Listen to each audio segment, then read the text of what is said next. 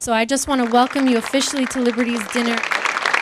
On this night, about 200 people have gathered at a banquet hall in the heart of downtown Hamilton to celebrate the work of one ministry, Liberty for Youth. But among tonight's celebration is a bleak reminder of why they are here.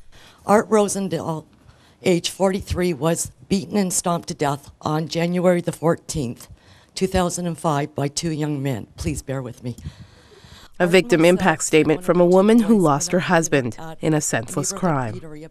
Streets of Hamilton, or in fact any street in an inner city, can be rough. So 4 years ago, when God gave Frederick Dryden the vision to reach out to young men that had been incarcerated or in trouble with the law, he knew that the mission would be hard, but he couldn't say no.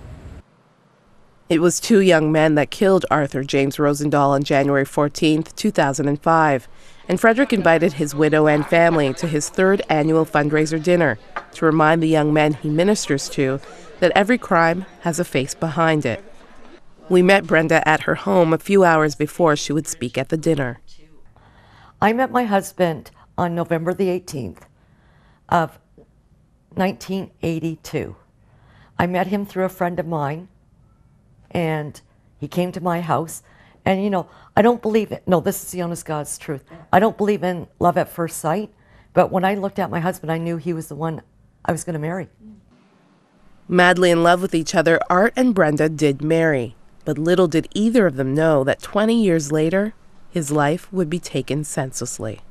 We went out for dinner and at a Hamilton eatery on the mountain here, 5 minutes away from where we live. And he went to the washroom.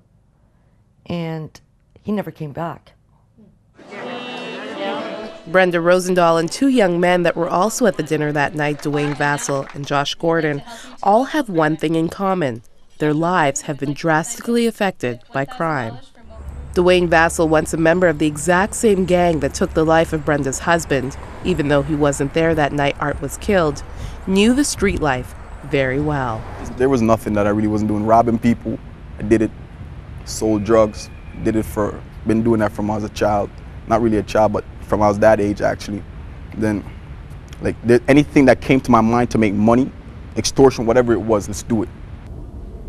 So when God called Frederick Dryden into prison ministry, little did he know how his life, and the life of many others, would be changed. Myself, I never grew up in church. I came from Jamaica about 13 or 14, and I just very stubborn teenager, just, you know, got caught up in the gang and the whole gang violence and so on, and I just did a lot of bad things that I regret.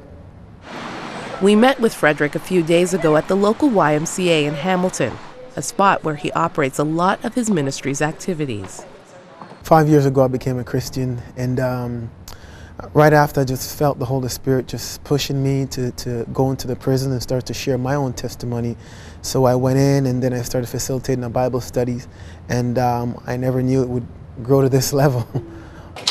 The first young man he connected with was Dwayne Vassell. In prison for 8 months, he was young and very street savvy. His mom was really hurting, his family was just so distraught, and he was really frustrated. And I think he was at a place now where when I met him, he said, you know what, he really started thinking about his life. And he was just wondering, you know, where am I going? What's going to happen? I've been in prison for on and off. It's like a cycle. So he was at a place where he was willing to hear, and he was willing to listen. Frederick would visit Dwayne every week, pouring into him Bible verses and lessons on life. Everything seemed to be running smoothly until Dwayne was released from prison months later. And I got in trouble again. Because what happens is, even though he taught me what he taught me, that was while I was incarcerated and I was surrounded by a lot of bad influences, right? Then after a while, when I came out of jail, the same friends came around, people that you don't really want to be around you comes around, and then you think you're in control. Within a little while, I was back to square one, and my probation officer actually looked at me and said, Dwayne, you have two choices. His choices? Jail or move to Hamilton and live with Frederick. I received a call one Monday night from his parents, and they said, look, listen, we can't do this anymore, we're frustrated. Can you please think about, you know, coming down and taking custody for him and, you know, adopting him? So, I mean, I was scared, you know what I mean? You know, but I loved them, but I was scared, and at the same time I was getting married, and it was so much going on in my life. So, you know, I spoke with my fiance at that time, and she said, you know what, you know, we've been supporting him for a year and a half, and we need to go ahead. So I went down, and, you know, we signed the papers. It was a hard decision for Dwayne, too, forced to leave his family and friends behind. But he agreed, and soon Frederick learned how important prison ministry really was. That's when I really saw the struggles that youth or young people had to go through when they want to separate from the former gang or you know, that lifestyle. You know, he came, he joined our church, he got saved in our church, he was doing really well. But after 8 months, Dwayne disappeared, running back to his old lifestyle. But 2 months later, he returned, only to go back to the streets once again. I spent the next 2 years basically going to all his court meetings, taking him to probation meetings. I contact a friend of mine and got him a job through there. I got him registered into school. So I knew his principal, I knew his boss, I knew basically his probation officers. So I was there for the whole process. But eventually, Dwayne got it right.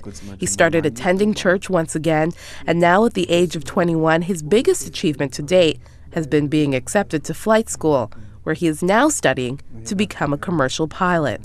Yeah, how you doing? Dwayne was the genesis and the catalyst of what is today Liberty for Youth. Now, 4 years later, and over 55 young people ministered to since Dwayne, Frederick has learned the value of being a mentor, a role model, and a guardian for a lot of these kids. The model for our program is the 7 Rules of Restoration, which is basically the prodigal son. That's where we generally pick up from and lead them, you know, back home to Christ. When they do come out, you know, and they want to contact us, they initiate it, right? And once again, it's a policy, they have to do that. And then we will support them through the whole probation, parole, you know, procedure. We also get them back into school. We cover the cost to register them and get them back in school. We also provide clothing from them through Moore's men's clothing. And we also set up investment accounts, you know, and any form of support they need, a holistic ministry. You know, even if they still don't want to come to church, we still do that because we still want to share the love of Christ. So we help them continue to get back into school, get them a job, get their financial situation in order, and we support them to do all those things.